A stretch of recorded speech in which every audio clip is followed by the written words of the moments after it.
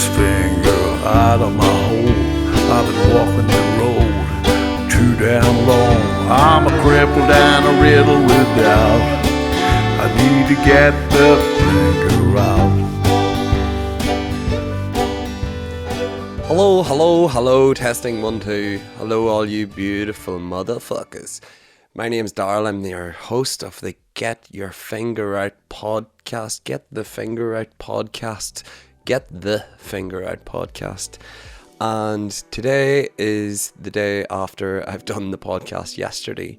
But that doesn't matter because you're only listening to 6 episodes at once.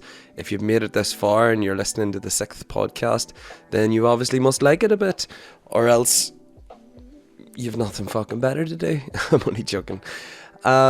This week's going to be a fun episode. I've got a really fun idea. I was actually going to do an episode completely on hypnosis, but I'm going to study that a little bit more. Maybe I'll do it next week, maybe the next, who knows. But this week I've got a great daily objective that I'm, not a daily objective, it's just something you could sit and do, maybe over a week, maybe over an hour. Maybe 10 minutes. It literally only took me 10 minutes to do mine. But I'll let you know about that shortly. First of all, I'd just like to say if you've made it this far, thank you so much for listening. And please help me out by liking the podcast on Apple or Spotify or whatever you listen to, and give our social media, or there's me again with R, it's just me, but give my social media a little like. It's Get the Finger Out on Facebook, Get the Finger Out on Instagram. It's just Get the Finger Out. You'll find it. The internet's easy these days. Since yesterday, nothing much has happened. Literally finished the podcast, went to an AA meeting. Oh yeah, I cycled to my meeting and cycled home again up a big massive hill, and that was fun. Feeling it in my legs, my thighs today, but want to start doing a bit more exercise in my life. Just a quick follow on. I remembered after the podcast yesterday, so the last episode, when I was listing little ideas for making a bit of money on the side. And one idea, I was just like, if you have a fucking lawnmower coming into summer, if you have a lawnmower, if you just make a little QR code's just like a little barcode. You can just make it on the internet for free. You just Google make a QR code and it will link to any website you want. So you could make a QR code and post it through all the letterboxes in the neighbourhoods where you live and say, do you want me to mow your lawn for 15 quid, 20 quid? And just scan this QR code. All that person does is gets their camera up on their phone, looks at the QR code, and it can link to either just your Facebook page, or it can link to a phone number page, or if you go that extra mile beforehand, you could link it to a page where they just enter their address details, what time they want the grass mowed, and pick a slot, and pay by PayPal or pay by whatever. And again, you can get all that sort of shit made up for you on Fiverr.com. Somebody will do that for you for next to nothing, you know. The other idea I had was, well, it's an idea loads of people do, but these fucking Facebook raffles, man.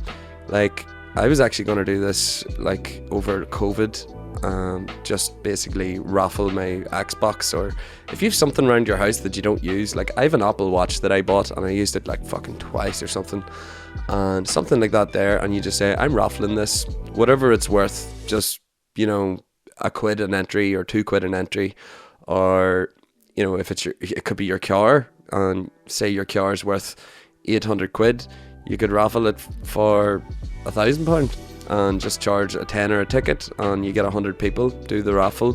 Make sure to do it fair, and there's a way to make money. I've noticed people doing scratch cards before. They literally go to the shop, buy 50 scratch cards at £1 each or whatever they cost, raffle them so that they're making £100 out of it, and then somebody gets a load of scratch cards for maybe entering the competition for £1, and then they have the chance to win. Not condoning gambling though, although I've never had a problem with gambling, that's good. I'm still 6 weeks sober, doing really well, doing all the right things, feeling good about everything, and yeah. But I was going to do a hypnosis podcast, but then I said I need to set the daily objective. And because it's only a day from yesterday, I was like, right, well, what could I do? And I went to look at like a book I have there about, it's called Chicken Noodle Soup for the Soul or something, and thought I could get inspired with an idea from there. Something that's not, I wanted something, because every week we're doing something that's, you know, trying to do something new, like building habits and stuff, and I just wanted to do something fun. And then I realised bucket lists. Write a fucking bucket list.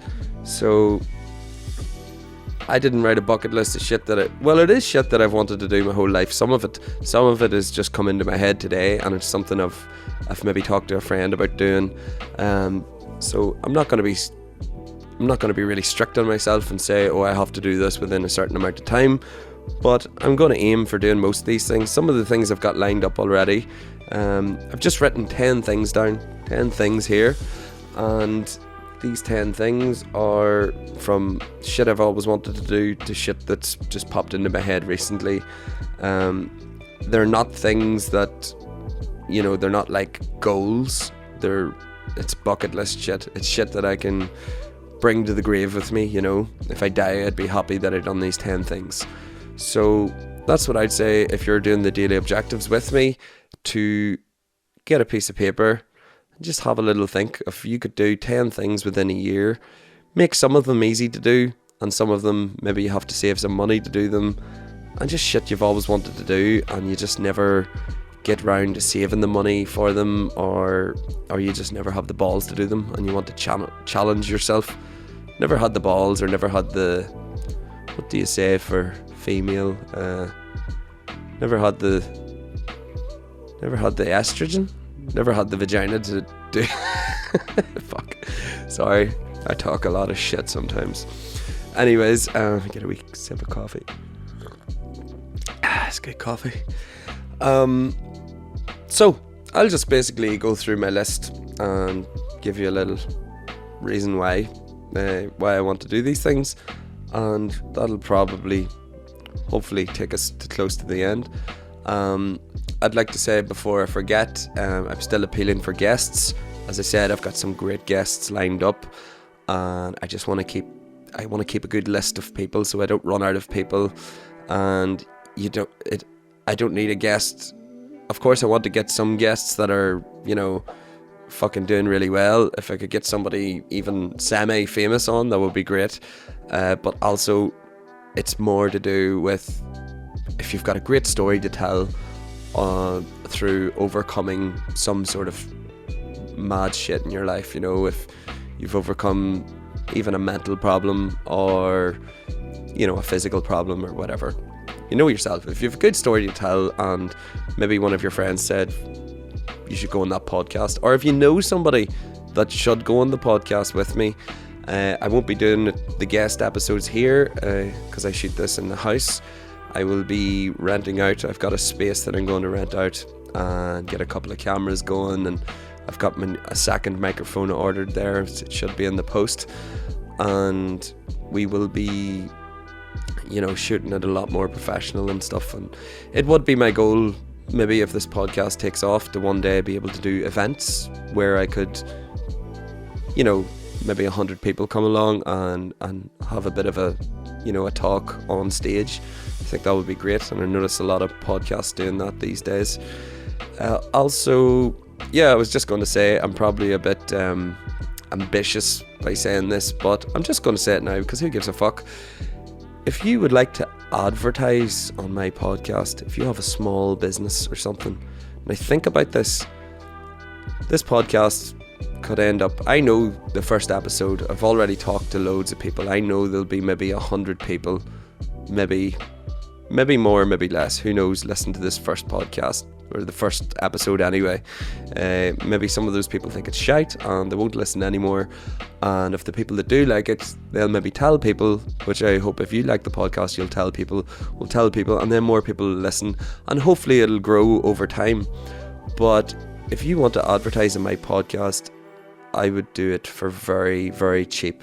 I'm literally I'm not looking to really make money out of the podcast, but if I could cover my costs because it does cost to buy all this equipment and host the podcast.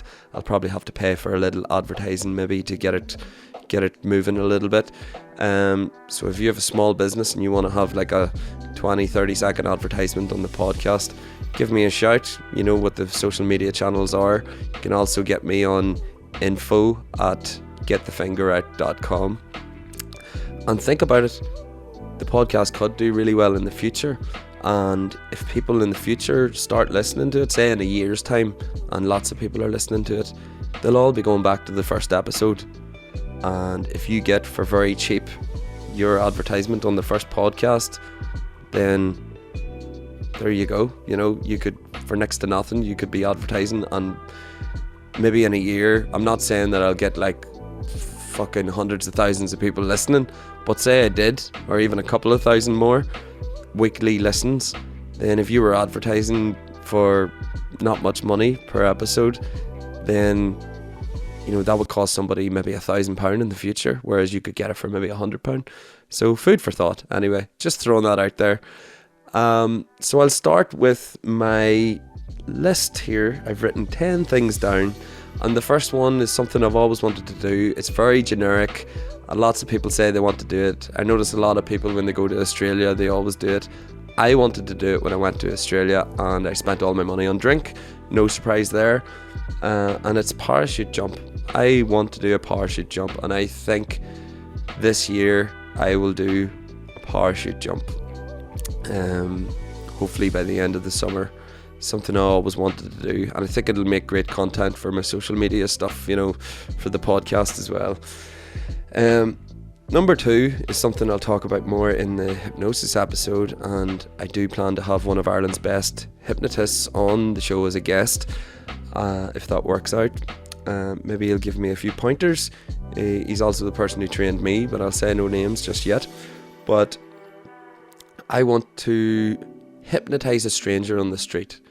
Now, when I studied hypnosis, I was doing a hypnotherapy and then just a little bit of instant hypnosis, you know, when you go sleep. And we've all seen that shit on TV and stuff, and that's the shit that intrigued me because I'm very into the entertainment aspect of it. So, you know, some point this year I am going to go to the street, and whether I fail or not, I've said it before, I'm going to do it. I'm going to have someone video me. I'm going to start hypnotising people on the street, and it might not work, and at least it'll be funny for you to laugh at. But I'll fail, and then I'll learn from my mistakes, and then I'll get better. And that's my plan. So, bucket list, I want to hypnotise a stranger in the street. Funny story, actually. I was down at a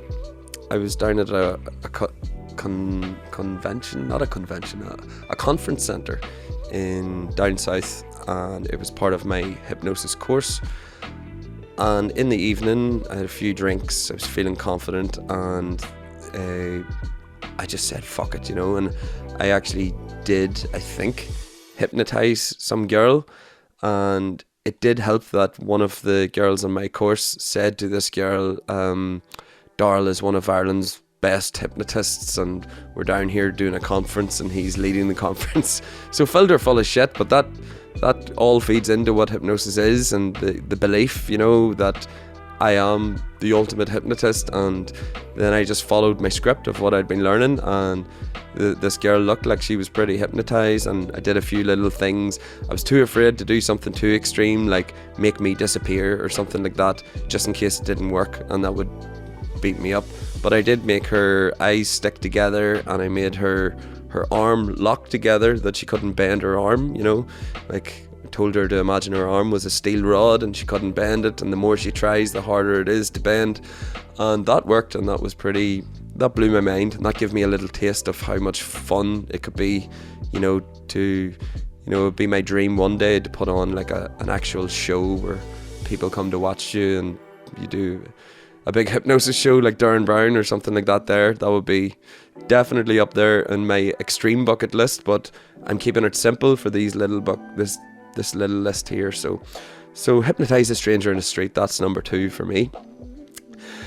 Number 3, I mentioned before, I've been recording music for years, and I've never really put anything out there. the only thing I put out there was a song about my county Tyrone. So if you search Buskerman on Spotify, the only song there I have to show for myself is a country song about County Tyrone that my dad pretty much wrote for me, and you know, that's not me. I don't write songs like that, and I would hate to die, and you know, anybody trying to remember me, if they did, to search me on the internet and find that as the only song. I prefer to write songs that are, you know, an expression of me, an expression of feelings and stuff like that. So I have a song recorded. I didn't like my singing on it, so I never put it out. And then my friend recently actually said to me, why don't you just put that song out? It's really good. And it just so happened that week somebody posted on Facebook, a videographer, saying he was looking to make a music video for free to help artists out and to help himself out, because, you know, when you're doing something like photography, videography, even music, we all do it because we have a passion for it. We love the art of it. We love creating things. And then somewhere along the line, if you want to make it a job, then it becomes a bit more mundane. So in music, you stop sort of writing songs to express yourself, and you more start singing songs in pubs like I do now. And then you just sing the same songs, and you become a jukebox, basically. People coming up to you going, play this fucking song, and you're like, oh god, okay. But for photography, you know, I was doing like shoots for free, you know, just doing fashion and stuff like that there, and I loved it. And then, but there was no money, and then I started making money taking pictures of families with their kids and confirmations, communions, all that sort of stuff that's not that exciting. And videographers, I guess it's the same. They're probably doing a lot of corporate work and stuff like that.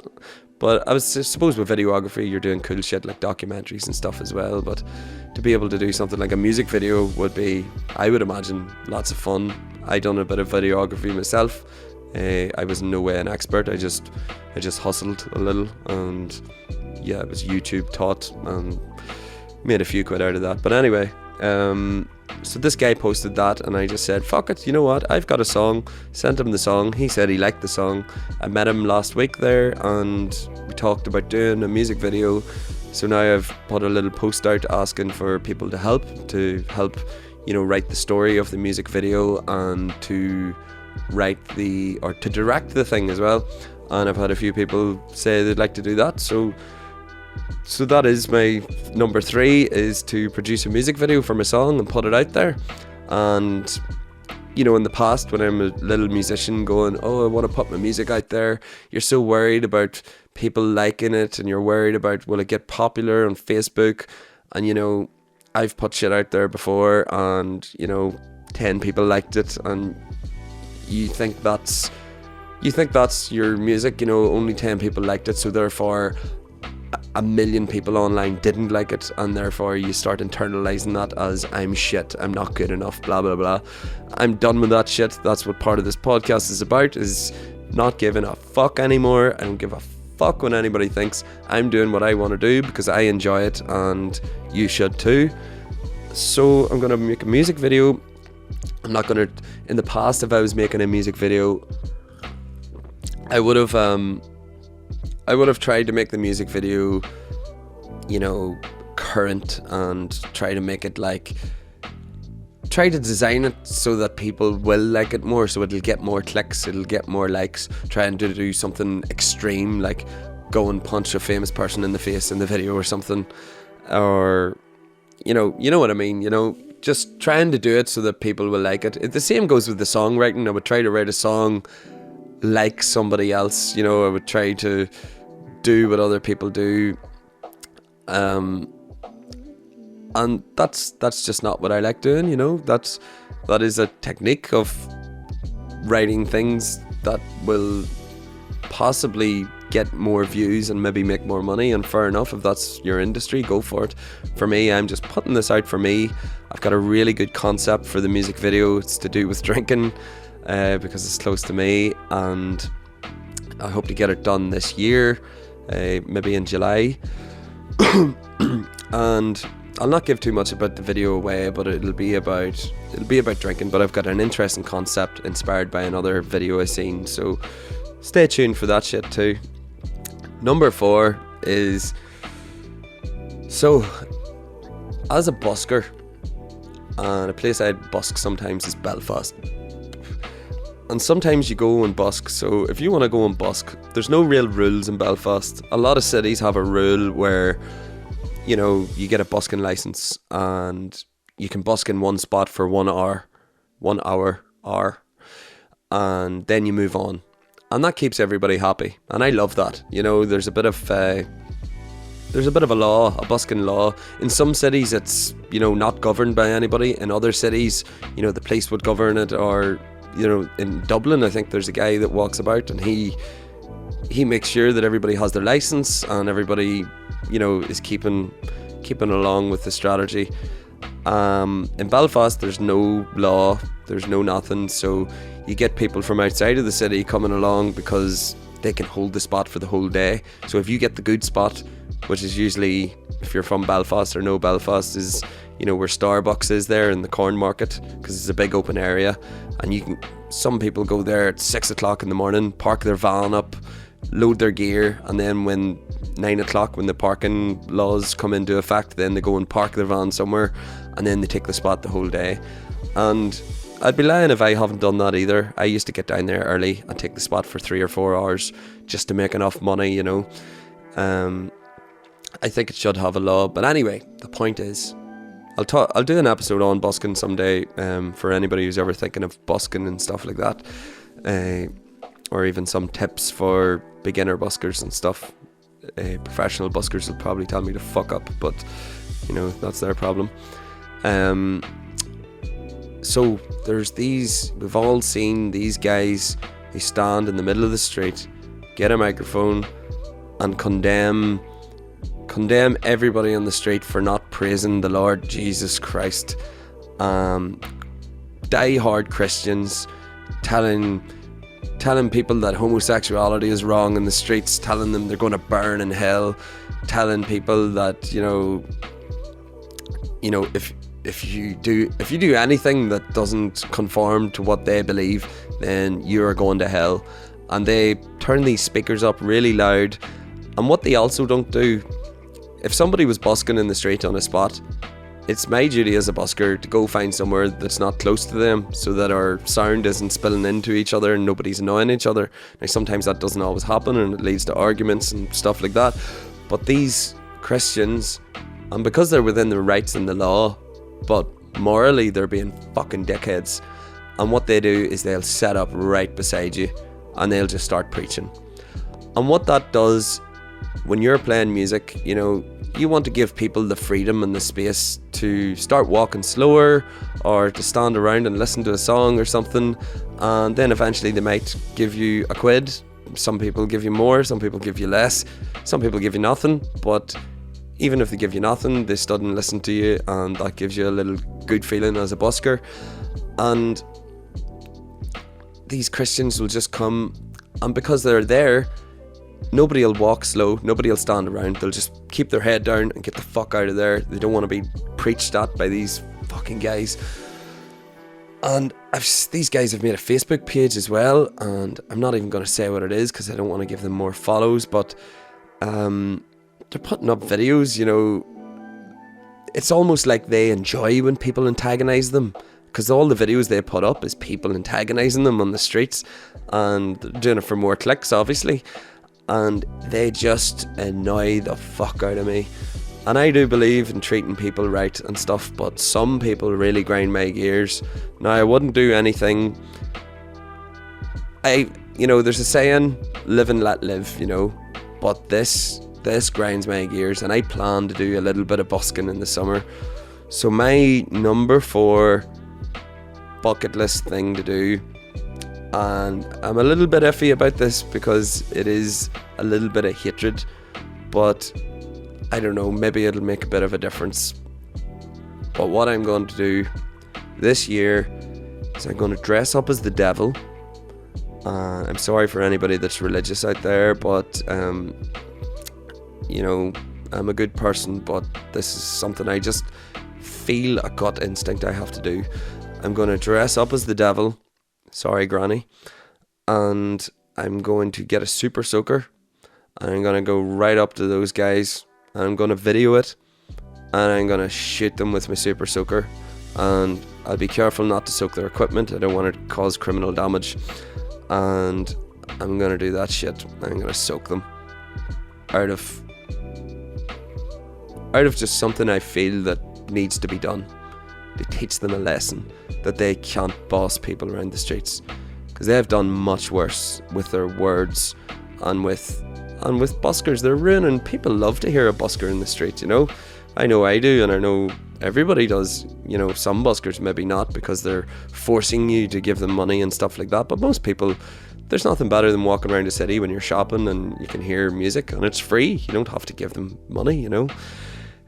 So that's on my bucket list, and maybe I'm criminally indicting myself here by saying this before I actually do it, but I don't really care, you know.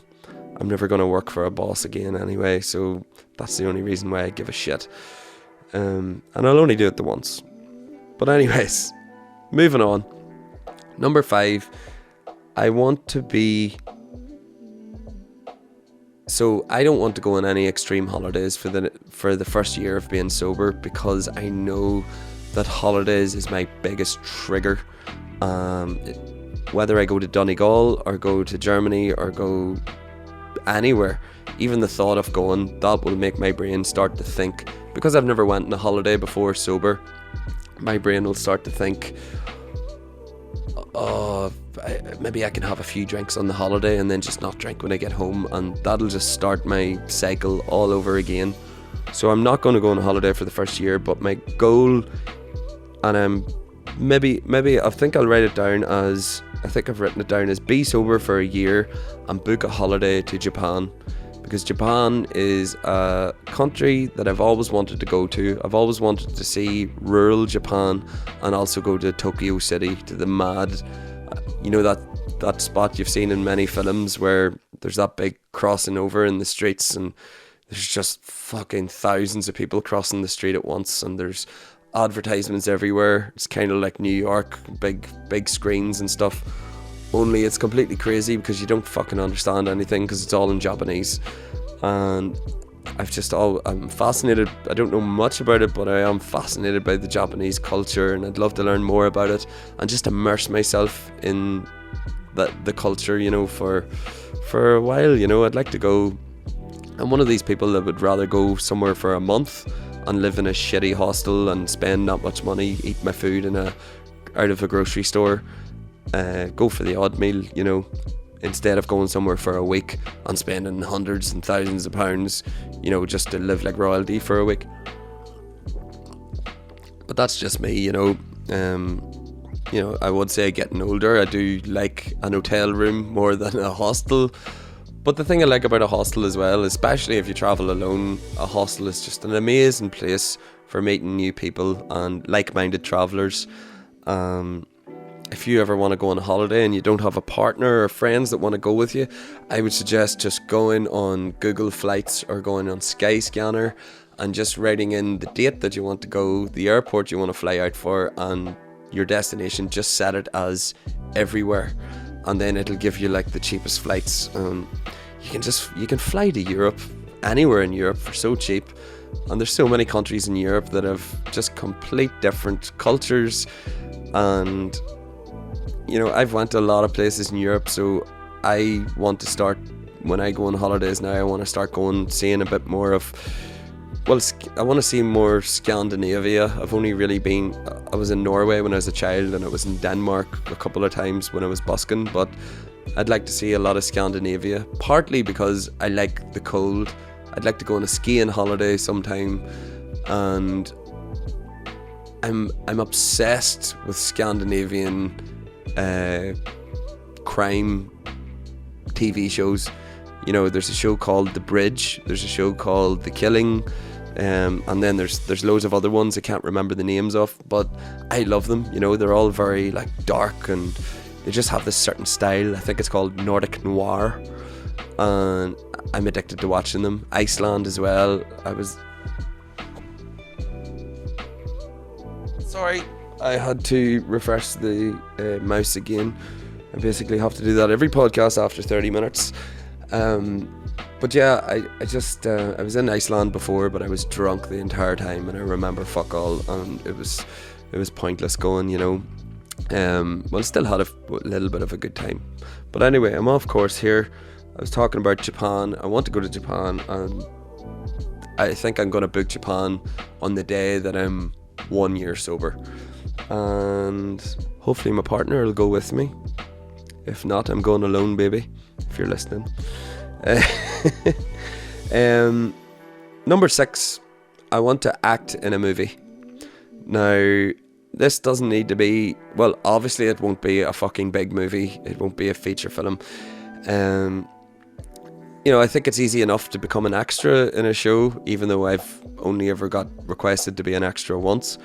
But as you're aware, maybe if you're from Northern Ireland and wherever you're from, there's websites you can just register a picture of your face and your measurements, like your height and your weight and stuff like that, and they'll just give you a shout when there's a movie in the area and they need you as an extra.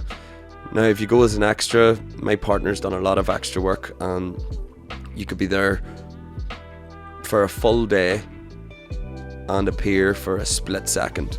You could be there for a full week and working every day, and you appear for 2 to 3 seconds in the background. You know, I would prefer to actually act as a main part, but in like a student film. So I think I can act, but I've never really done it properly. I was on TV a couple of times on a couple of dating programs, and a very funny show called There's No Place Like Tyrone, which it's not for everybody, but I'll probably do a podcast on reality TV sometime soon as well, just to talk about my experience there and how fake it all is, you know, behind the scenes. But I need to figure out, I want to keep on topic, and I need to figure out a way how to relate that back to this podcast. And well, actually I've thought about it already. I can relate it to alcohol and how I fucking was drunk before I went on all these things, or hungover.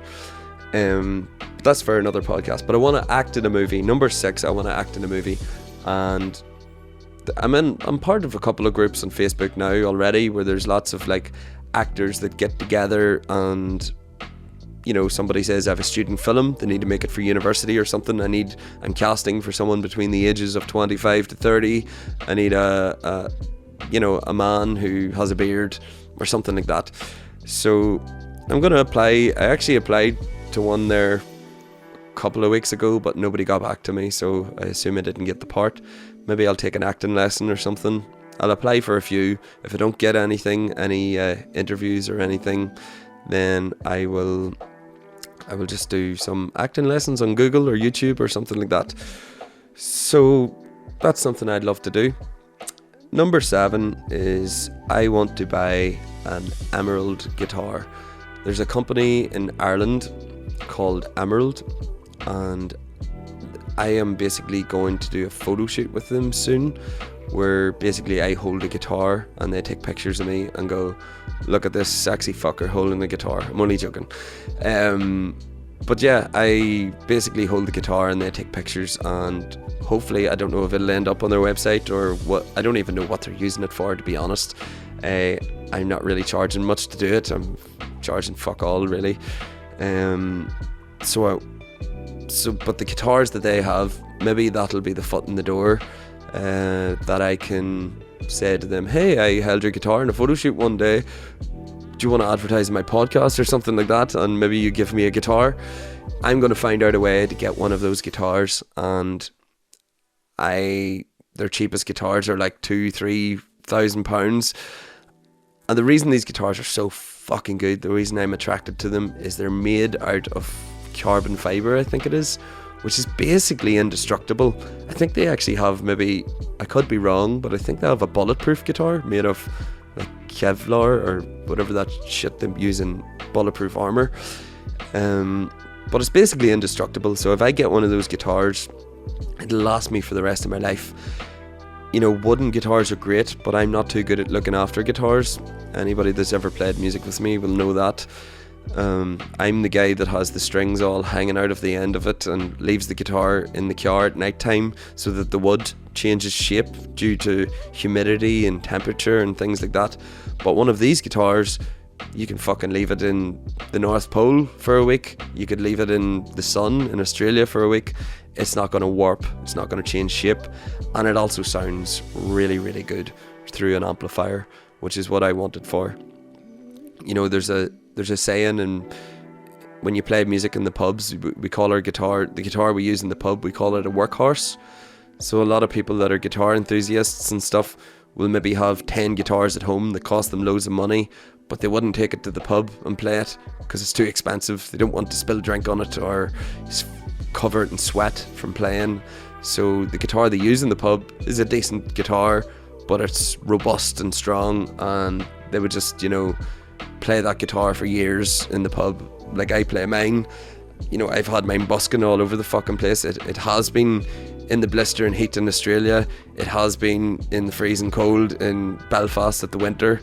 You know, I've had it in Germany at the winter, which is, I busked one time at -3 temperatures, which is very fucking hard. I wouldn't suggest it, but man's gotta eat. And yeah, I'll definitely do a podcast soon. I keep saying it, about my busking adventure. I'll tie that in with the busking podcast, you know, but I could end up talking for way too long on that one.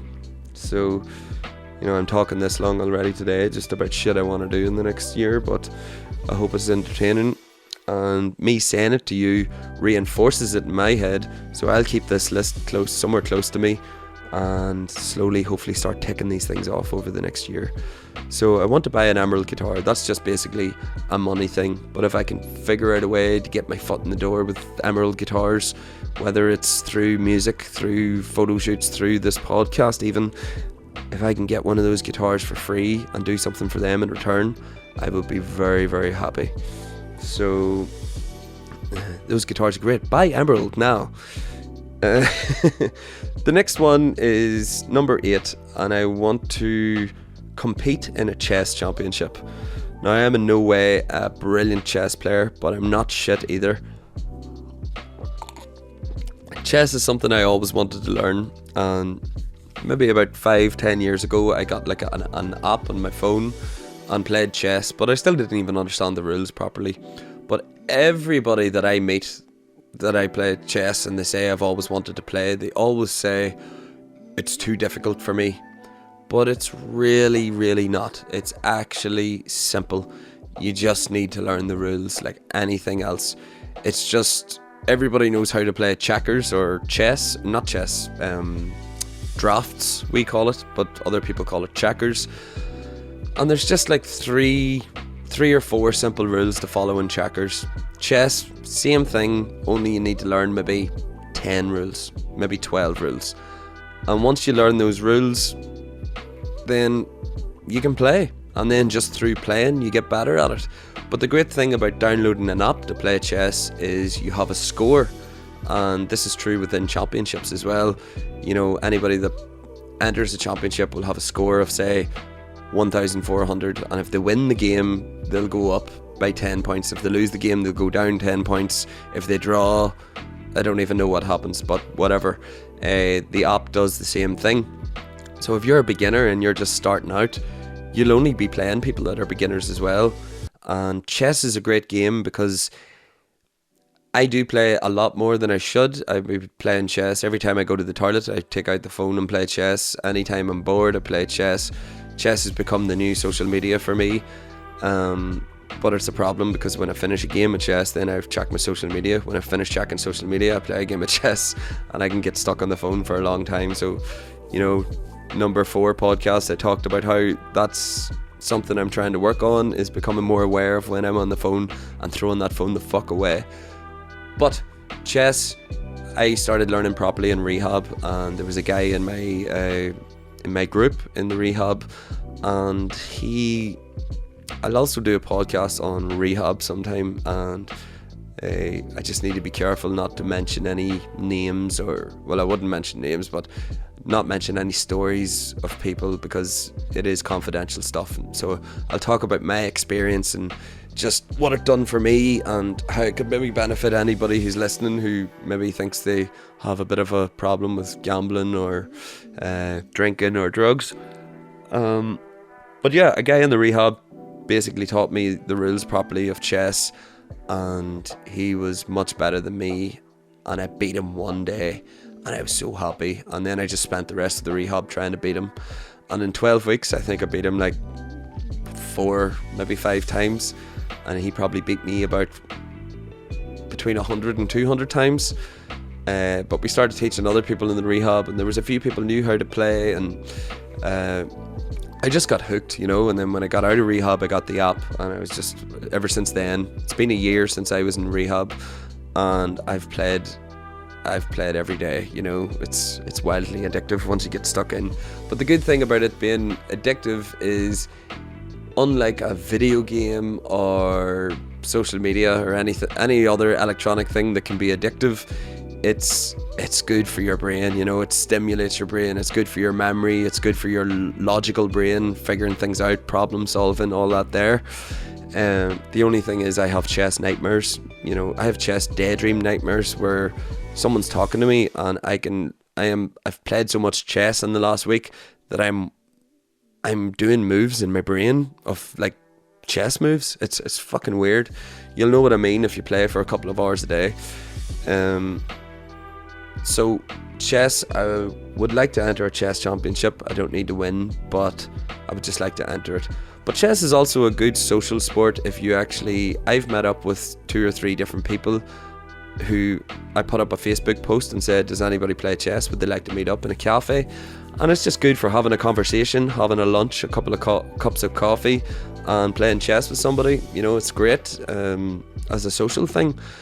And it's something I've been thinking about, if I can find the time, starting a chess club, you know, and finding enough people that could meet in a cafe once a week, once a fortnight, and just all playing each other, having coffee, socialising.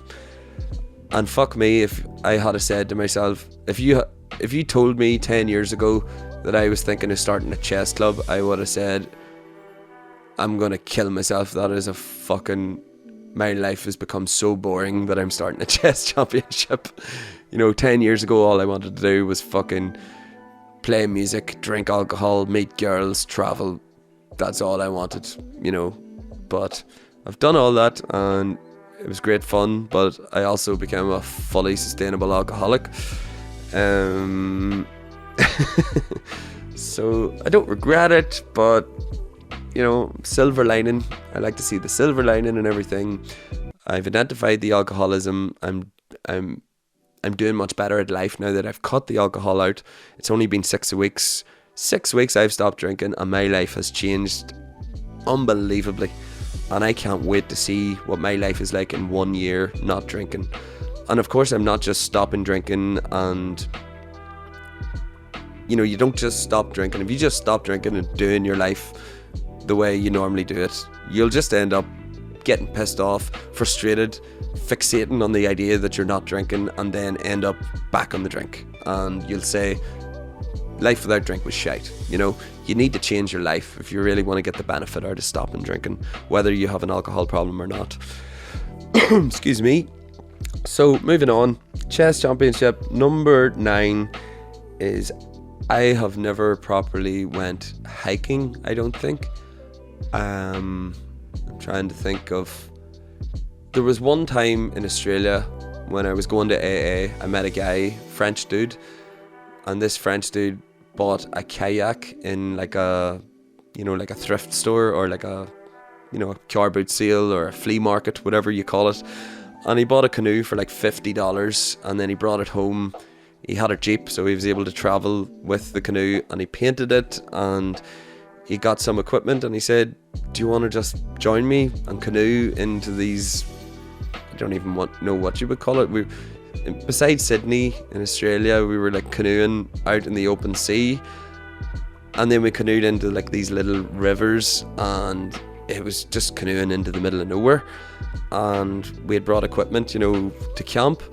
And at the time, I fucking hated it. I had a sore back. I was dying to just drink alcohol. All I wanted was him to turn around and say, should we just go to the pub or whip out a bottle of whiskey or something. But we stopped at a little island, got out, and there was just nobody about. We were just in nature, you know, and I didn't appreciate it at the time, but looking back, I'd love to do that again. So I'll tell you what my objective is. I want to go hiking with some camping gear, not just for a day, for like 2 or 3 days, so that I can walk long enough to get the fuck away from cars and civilization. And I'd like to bring my dog with me, and you know, I'd love to do this with some people and my partner as well sometimes, but this is something I'd love to do, is go do it by myself with the dog, just to get that solitude, but just have my doggy with me that doesn't talk, but she'll enjoy it as well. And I want to cook a medium rare steak and cook that steak when I get, you know, either to the top of the mountain or just far away removed from civilization. Cook the steak, eat it, get the guitar out and write a fucking song. So that's what I've written down. Hike, camp up a mountain with Luca, cook a medium rare steak and write a song, all in that 3 days or whatever. But going back to that little trip in Australia, we stopped in a little island.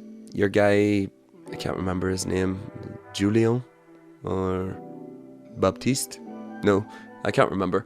But he whipped out a tin of tuna, an avocado and a bit of bread, and he smashed the avocado in the bread. I'd never eaten avocado in my life at this time.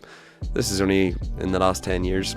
And he smashed the tuna on top of the avocado, whipped a bit of olive oil on it and a bit of cracked black pepper, and it was fucking gorgeous and really good for you. And you know, looking back, the memory of that seems beautiful, but I do remember at the time I fucking hated it. I just wanted to be home. I was tired, restless, irritable, discontent. And then we camped further into the wilderness, and then we found this little place where other people were camping. We set up a tent, and then if I was doing that now, all I'd want to do is go and talk to the other people and talk shit, you know, and then go to sleep and light a fire or something like that. But I ended up just going to sleep and waking up, and then we just canoed it back home again. Kayak or canoe, I don't even know, but something like that there. That was amazing, you know. And there's so many places in Ireland I can do that, and I'm going to do that this summer, definitely. That's on the bucket list. And number 10, I spoke about this last week, or yesterday, sorry, on the last podcast, but an ayahuasca ceremony. And I just had to write that down because I'm going to do that in about 5 weeks. And that's something I don't want to back out of. I know I'm going to get scared because it's a scary thing, but I'm going to do that in 5 weeks. And the ayahuasca, I think it's going to really benefit in my journey of healing. You know, this whole year for me, well, the rest of my life is about healing. And once I've healed myself enough, I want to try and help other people heal. And whether that be through helping other people, you know, find their true selves, or I just want to like help people with what I've learned.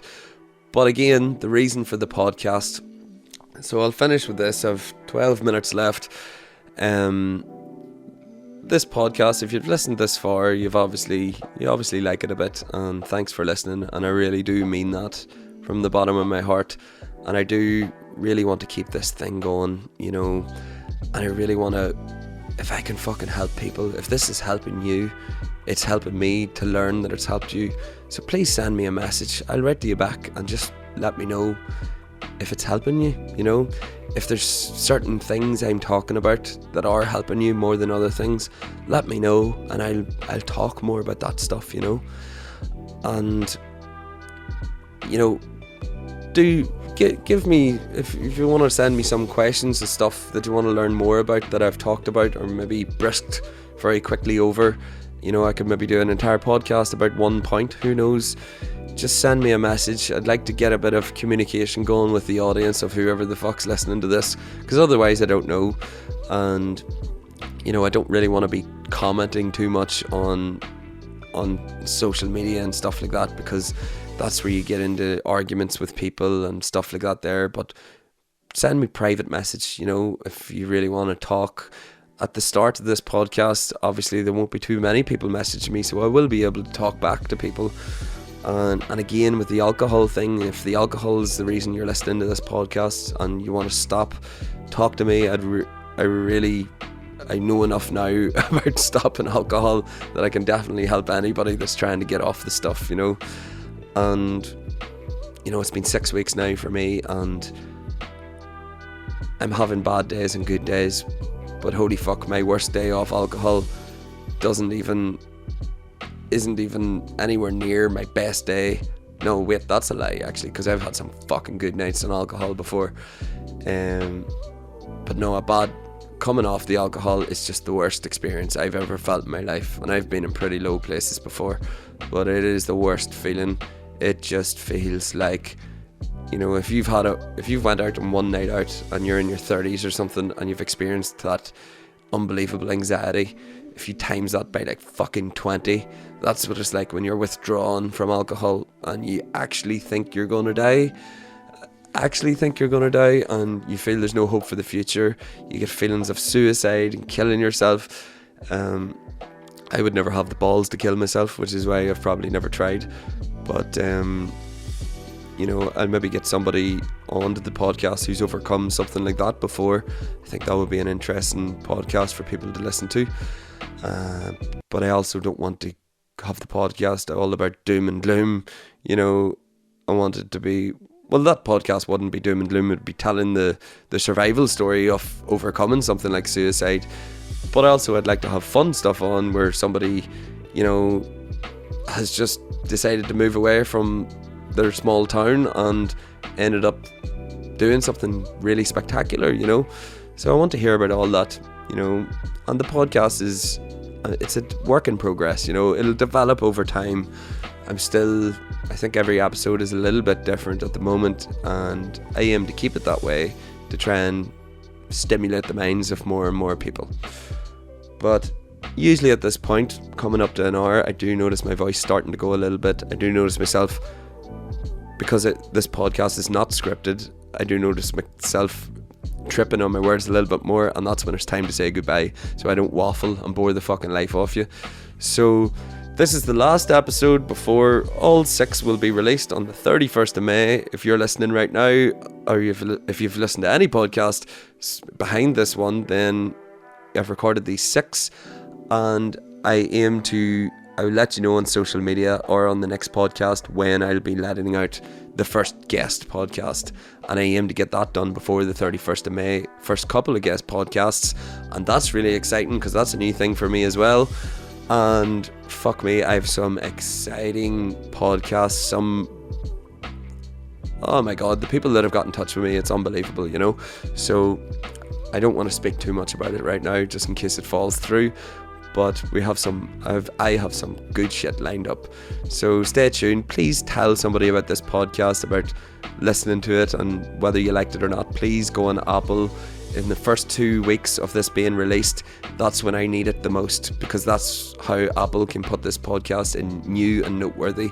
So please take a little time out right now, 10 seconds, 20 seconds, 1 minute of your time, and just do something to help me forward this podcast and get it to more ears.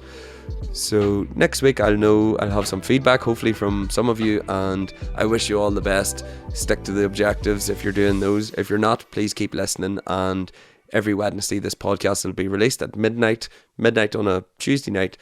And all the hairy breast, live the dream. Peace out, man. Bye bye.